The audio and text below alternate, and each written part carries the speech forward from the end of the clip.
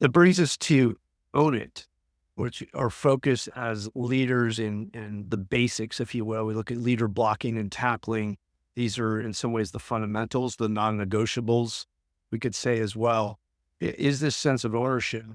And one of the key ways that I've thought about ownership, just always going back to when I was a teenager growing up in New England and doing a lot of hiking in New Hampshire and Maine.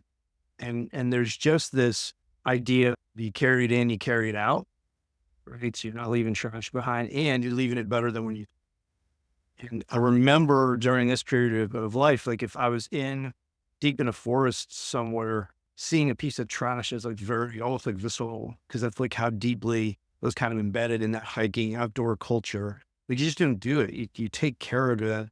You have ownership of it. And I think that lends us to a phrase that adds depth and richness to the idea of ownership. And what I mean by that is sometimes when we say own it, it's a great sentiment. There's a book of like extreme ownership. We're trying to have increasing ownership, give other people ownership of what we do. And sometimes that word, it's like we're not always owning it in the sense of like legal ownership or it's truly mine. And so a word that I think helps flesh out what we're getting at is the idea of to steward. And what we're actually, as we look at our work, as we look at the people we lead, as we look at our resources, we are entrusted with stewardship. And the online definition from Google is to, if we look at the verb, it's manage or look after someone's property. It's also looked at as the job in the now sense, the job of supervising or taking care of something such as an organization or property.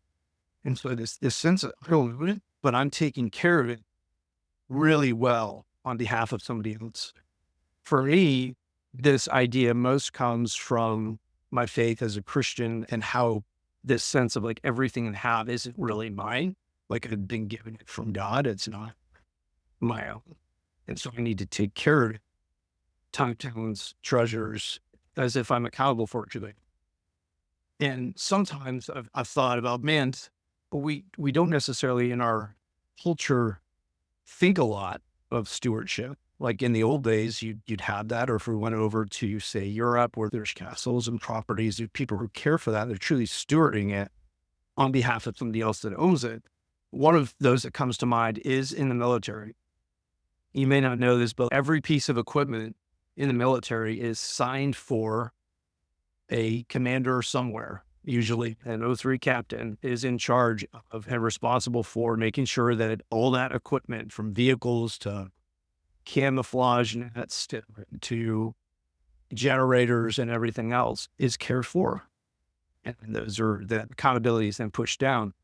Obviously, those commanders don't own all of this, right? It's ultimately owned, if you will, by the US taxpayer, by the government. But there's a stewardship that's, in this case, very legal and very documented. And as you probably can tell from just how the layouts here are happening, it's like it's very ordered and very programmed. And there's an accountability, but this sense of like, this isn't mine, but I got to care for it really, really well. We're in football season, both professional, we're getting into championships and bowls and all that when the college level. And what's interesting to me is that in sports, higher level sports, college or professional, a lot of focus is put on the coach. And that's like, it makes the headlines, right? New coach is coming, coach got fired, coach is on the chopping block because they're not doing well. At the end of the day, though, usually the coach has actually no legal ownership of the team. They are stewarding, very high profile stewarding on behalf of someone else. If we push the imagery even further, in a sense, they're stewarding the time and the talents of each of those players as well, right? Because they're human beings who have value, and the way that they're coached, the way that they're grown, the way they're developed is on the coach. Those are not the same thing as the coach. In fact, sometimes the coach's interest may be at odds with the players, and yet they're responsible for the stewardship. The last kind of like current example would be just to think about what used to be called airline stewards and stewardesses, and now usually known as flight attendants.